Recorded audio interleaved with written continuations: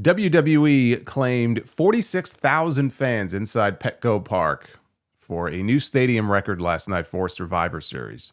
By far the biggest crowd for a Survivor Series in the 38-year history of the show. It was also the first stadium show in Survivor Series history. And what we got was the lamest stadium show, one of them for sure, that the company has ever produced. When you book only 4 matches on what is supposed to be a premium live event, 4 matches in front of 46,000 people is ridiculous enough. But you really need all of those matches to deliver. Like, there's no margin for error there. This show missed the mark. A very underwhelming show, and honestly, the worst Survivor Series in years. We have to demand better for these shows. There is no reason with the roster that they have that you cannot have 5 matches, maybe 6, on a show like this. You know, I understand that you've got 20 wrestlers alone, accounted for between the 2 War Games matches. So that takes a lot of wrestlers off the table. And you saw all the star power that they had in that main event. That is where most of the big names were in that men's War Games match. But this was a show that would have really benefited from adding, for example, a U.S. title open challenge with Ilya Dragunov. Because we didn't get one on SmackDown on Friday night. They could have added one to this show. Maybe they'll do one on Saturday night's main event next month because they're doing the WWE versus NXT stuff in addition to Cena's match. And maybe they do it then and they call up an NXT name to challenge Dragunov for the belt and win it on that show. I don't know. But this show would have been better off for adding something like that. You have 4 matches and 20-minute breaks in between matches from bell to bell, right? It's not 20 minutes of commercials, but it's like a solid 5 or 6 minutes. But it's a good 20 minutes, basically in between matches before you get any kind of action. The ads, the entrances. And then on top of that, the majority of the time in these War Games matches, because they don't officially start until all of the participants have entered the cage, they spend much of it just wasting time and laying around and not doing anything particularly violent, right? They play it very safe with these matches. So when you have 4 matches and half of them go 40 minutes each, in the first 30, there's nothing of any real substance going on, that doesn't help. Then you add in the lack of any real depth when it came to the stories on the women's side, right? That didn't even really warrant a War Games match. But we got one, and the babyfaces had the advantage, which screws up the psychology of the entire thing because at no point did it even feel like they were in any great jeopardy, right? And then there's the sameness of it all. I feel like I'm watching a replay of last year's Survivor Series when I see Io Sky jumping off the top of the cage with a garbage can on her head. They should have stuffed this show in a garbage can and launched it off the top of the cage. And then in the men's War Games match, if it feels a little like deja vu, you're not the only one. Roman Reigns, CM Punk, and the Usos, all on the same side. That's the exact same thing we had in last year's War Games. Just replace Sami Zayn with Cody Rhodes. That was the only difference. Like, is the mid-card really that better off under Triple H than it was under Vince McMahon? Triple H definitely has his people that he will push when he wants to. But it's hard to break out when these are supposed to be the events that matter, right? These are your premium shows. And when you only have 4 matches, or even 5, frankly, that feature the same faces over and over and over and over again in the same spots, you don't leave very many open to those people, right, who could really use that spotlight. We had a little bit of that last night. I'm not saying that they don't occasionally try to do that, right? You had Braun Breaker in the main event going over. They put Lash Legend in the women's match, so they were trying to make an effort in a spot here and there, but by and large, you look at these lineups and these names, and it's like, there's so many other people on the roster who just sit on the sidelines and they're left out. Sorry, we don't have any room for you. We need more drama with the Samoans. Or with Punk and Roman. Or with Roman and Cody. It's like they're playing their greatest hits from the last 3 or 4 years over and over and over again. Eventually, you get sick and tired of seeing it. We have to demand better. The men's War Games match last night, it was better than the women's. Same as last year's show. But that's not to say that the men's match was great, right? I mean, it won't be making any year-end lists. The heels went in with the advantage, and the heels went over in the end, as I figured they would. And they at least did the right thing on the finish. They had Braun Breaker, who they have tabbed as a future WrestleMania main eventer. They had Braun Breaker pinning CM Punk, which should put him square in contention for the World Heavyweight Championship. But it seems like they're teasing that as the WrestleMania match.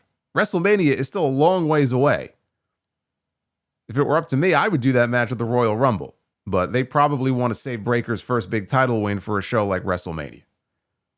So that could be a WrestleMania direction coming out of last night, but that's assuming Seth Rollins is not back by then, because that's what he's aiming for. And I'll talk more about Seth a little later. He could potentially be back in time for WrestleMania. It's cutting it close. But there's at least a small chance we could be looking at Rollins and Punk instead. The way things went down, though, with Rollins being booted out of the Vision, I think it's more likely he comes back as a babyface. So you have Punk and Breaker. The only other WrestleMania direction that was even hinted at, and I really hope this was just done to throw us off, but if Dave Meltzer is to be believed, this is the direction for WrestleMania 42. Is Roman Reigns against Cody Rhodes. They did not share a very friendly stare down at the end of their match. Roman made it clear this is the last time that the two of us are ever going to be teaming. And they leaned very heavily into the idea of Roman and Cody 3, which would mean that Roman wins the Royal Rumble or the Elimination Chamber and challenges Cody for the WWE Championship. I hope that doesn't happen, because it goes to the point that I just made about seeing the same people in the same matches over and over again. We already saw those two headline back-to-back WrestleManias, and those matches were great. I'm not saying they weren't. Roman and Cody had a great one at 39 until the finish, and 40 was perfect. It was the perfect epic payoff to that program. I have no appetite to go back to Roman Reigns against Cody Rhodes. I mean, is there really this pent-up demand for this rubber match? Triple H, after the show last night, he said Roman Reigns is bigger than the championship. He said he felt the same way about him that he felt about The Undertaker, where The Undertaker transcended the business in such a way that you didn't even need to talk about him being in the title picture. I don't need to see Roman challenging for another championship at WrestleMania. The man is coming off a 1,300-day run as champion. That will not be matched again, at least not for many, many years. Okay, he works half a dozen matches a year. This man does not need to be in the title picture. I'm sorry. Why do we keep going back to this? The Undertaker had his streak at WrestleMania. There's other people that Roman could be working with and giving the rub to just by working with them, whether he beats them, whether he, does the job for them. It doesn't matter. There's other people he could be working with. There's other matches that have not been done already, including, by the way, Roman Reigns against Braun Breaker. But there are other matches that you could be doing here. Why are we teasing Roman and Cody again when Cody and Punk is right there? Why are we teasing Cody and Roman again when Randy Orton still has not challenged Cody for the championship, with all of their history that still hasn't been tapped into? It's been almost 4 years since Cody came back. We had one match between them, a throwaway match with no story in the finals of the King of the Ring. That's it. Paul Heyman was on First Take on ESPN this week. He called Survivor Series their audition for WrestleMania. It was the show that they were going to use to show people, hey, you need to buy tickets to come to Las Vegas for WrestleMania next year. Are you compelled to buy tickets to go to WrestleMania in Las Vegas next year after what you saw last night? This show didn't do much to get me excited for WrestleMania, if that was one of the goals. I'm more interested in the stories and the matchups that they put together.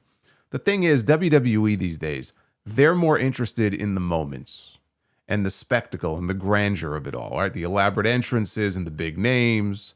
And look, all of that is definitely part of the package. The problem is, in between all of that, tucked in there at its core, it is still a wrestling show that requires you to have interesting stories and interesting characters, and to know what to do with those characters. And they have been coasting for a long time now because business is still booming. They had 46,000 people in Petco Park to see the stars and to see John Cena in person one last time. A few more weeks, they won't have John Cena anymore. So then what's the attraction? That's what they need to figure out for WrestleMania season. But this idea of going back to Roman and Cody when we already saw it twice and you have all of these other potential matches you could be doing? It's just fucking lazy. AJ Lee, Rhea Ripley, Io Sky, Charlotte Flair, and Alexa Bliss. They won women's war games over Becky Lynch, Asuka, Kairi Sane, Nia Jax, and Lash Legend. The most ordinary, safest war games match that I have ever seen in the history of war games matches. Like, I have to say, watching this match, it's hard not to compare just because we are coming off of 4 war game style matches between WWE and AEW in like a 2.5 week span. That's a lot. That's too much. Like, if you watch both, you're coming off 4 of these things. And having just watched that women's blood and guts match 2 weeks ago, that didn't help this match at all. Like, AEW overdoes it on the blood, for sure. It's like a competition for who can lose the most pints of blood in a single match. But at least it felt like a violent affair worthy of the stipulation. You know, the pendulum just swings the complete opposite way with WWE, where I'm just left wondering why this even needed to be contested inside of a War Games match to begin with. If they really weren't going to even make full use of them being locked inside a cage. This had Survivor Series elimination match written all over it. But then Io couldn't do her dive off the top that she does every single year. We got to get the dive in. The best part of the match was Rhea Ripley's Art the Clown mask that she was wearing. In the end, Becky tapped out to AJ Lee in the Black Widow. And Becky has taken a lot of losses lately, including to AJ back at WrestlePalooza, right? Seth and Becky lost. Becky just lost her Intercontinental title to Maxine Dupree. Now she lost here in War Games for her team. So she's due for a big win. She's entertaining when she's doing the whole bit where she's losing her mind. She's already claiming I didn't really tap out. So she's going to continue doing that, but she's due for a big win soon. You know, Lash Legend was in this match. And it's kind of crazy when you think that Lash Legend just officially got called up to the main roster. And in her first official main roster match, she's in fucking War Games. So of course she got no reaction coming out to the ring because first of all, her music sucks. I think Lash is good. She's got the potential to be great. It's not a reflection on her. Her music is fucking terrible. Okay, so that didn't help. But she got no reaction coming out because she hasn't been established yet, right? She's very impressive when she does some of these power spots, even just throwing a forearm from her. Right? It's all in how you sell it. Like when she threw that forearm a few weeks ago at Io Sky, and Io just went flying backwards through the air. I mean, it was great. So she has those moments. It's very much like Jade, honestly, where Jade is this very big, strong, powerful woman who is very good at doing these power spots and these power moves. And with Jade, there really isn't much more to it than that at the moment, but she looks the part. Lash is very athletic. You know, she's super athletic. She's bigger than a lot of the other women you saw in this match, right? She was dwarfing fucking AJ Lee. So there's certain things that she does well. They didn't have her do a whole hell of a lot, and I think that was by design because she's not ready to be in a spot like this. She really had no business being in this match. So they had her do some very limited stuff, and then they had Asuka accidentally missed her, which was smart because that took her out of the equation. She didn't factor into the match again after that. Beyond that, I can't say a whole hell of a lot because, again, she didn't do much here. But they have to be calling women up from NXT. SmackDown is in dire need of the help. So I'm glad she's on the main roster, but was she ready to be in a spot like this in War Games where she and Nia were just sort of tacked on to the match? No, of course not. And it goes to my point about how this did not need to be inside War Games. If they didn't have enough women to supply for a War Games match where it made sense for them to be in there, then they shouldn't have done one to begin with. But this is what we're stuck with because they do one for the men, they got to do one for the women, and we need our 2 obligatory War Games matches every year. So this is what you end up with. The other one in the men's side had Team Vision, who had the advantage coming into men's War Games. They won the match after Braun Breaker pinned CM Punk. There was a WrestleVotes report earlier in the day, a tweet, that there were differing opinions regarding the entrance order for this match with all of the star power that was involved.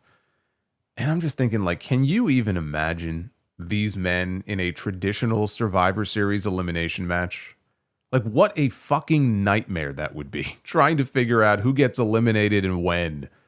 Like, if they can't even decide on the entrance order, what the hell would a match like that look like? Like, what a nightmare. This is why we can never have another elimination match in the main event at Survivor Series ever again. They wouldn't want to beat anybody. Half the team would be counted out or disqualified for kicking too much ass. Breaker pinned Punk after a mystery man dressed in all black climbed into the cage, hit Punk with a super kick and then a curb stomp. And they really wanted you to think it was Seth Rollins, even though that would make absolutely no sense whatsoever. You would have to be brain dead to believe that that was Seth Rollins. Like, even just in storyline, like, it makes no fucking sense. And these days, even Seth isn't moving quite as fast as this guy was. That's why I was laughing when people were like, oh, maybe it's Randy Orton. Maybe it's... there was one person in the live chat. Maybe it's Chris Jericho. Like, did you see the way this guy was moving, climbing in and out of the cage? Can you imagine Randy Orton or Chris Jericho climbing that fast? I don't think they would have climbed that fast 20 years ago. So they had the announcers even mention Rollins by name, right? They actually mentioned him by name. How? It can't be Seth Rollins. He just had shoulder surgery. It's not Seth Rollins. The person was never revealed. They never revealed their identity. Instead, they climbed right back out of the cage. So that was pretty lame because it led directly into the finish. I hated the way they did this, but I liked that they had Braun Breaker go over on CM Punk. But everyone is speculating about the mystery man. And I said it last night, even before I saw Mike Johnson's report. I said, it's Austin Theory. Austin Theory is joining the Vision. It makes sense. If he was originally supposed to be, he was rumored to be in the match before Seth got hurt and everything got blown up. Because this match looks very different if Seth Rollins doesn't get injured. Austin Theory is one, in my view, he is one last push away from his career living or dying. They've spent the last 2 years killing any credibility that he may have had. Not that he had much to begin with. That's a tough thing to recover from. When you're stuck in that spot, you're stuck in neutral, so low on the card for so long, right? It's not impossible to recover from, but the more time that goes by, it becomes more and more difficult. Right now, this is sink or swim for him. This either works or his career is toast. So I hope it works out for him, but, it's Austin Theory. It's not Randy Orton. It's not Jericho. It's not, it's any of this other nonsense that I saw people in the chat speculating on last night. Now, if they drag this out long enough, I suppose it could be like a Black Scorpion WCW type deal where whoever gets revealed is not actually the same person who was under the mask last night. But there's a report now that Theory was the man under the mask. He was spotted in the building last night. So it's him. Now, Logan Paul was with Paul Heyman, Braun Breaker, and Bronson Reed on the post show last night. Brock Lesnar was not there. Drew McIntyre was not there. I don't know if that means Logan is officially a member of the Vision now or not. I don't see him being on TV full time. But he was with them after the show, so maybe he's going to still run with them for a little bit. It was a better match than the other War Games match, but not by much. I mean, we got some good action there towards the end in like the last 10 minutes or so. And then the post-match stuff, where, again, it looked like they were teasing a third match with Cody Rhodes and Roman Reigns. That's a hard pass for me. I am over the same guys headlining WrestleMania year after year after year. I'm sick of it. For the love of God, I mean, get these men new people to work with, please. The talent is there. It's time to take a break from War Games also, by the way. I know they won't, but they should. Save it for when it really matters. Bringing back the elimination format would be a welcome change, even if just for 1 year. But that presents issues with beating people, which they don't like doing. Because they don't trust their own talent. We can't beat them. I even floated last night the idea of trying out the Iron Survivor Challenge concept from NXT. Right? It would be something different. And then you could always circle back to War Games when you got something really good in mind for it. But they plan these things out so far in advance. They're going to be marketing War Games. You're going to see War Games posters for Survivor Series by the spring. And there's no way that they're going to know by then what their stories are going to be heading into November. So we're stuck with it regardless. So, I mean, get ready for Roman Reigns and the Usos in War Games again next year with Jay yeeting on top of the cage to his music. That man was doing unspeakable things to that cage. I hope they disinfected it when the show is over.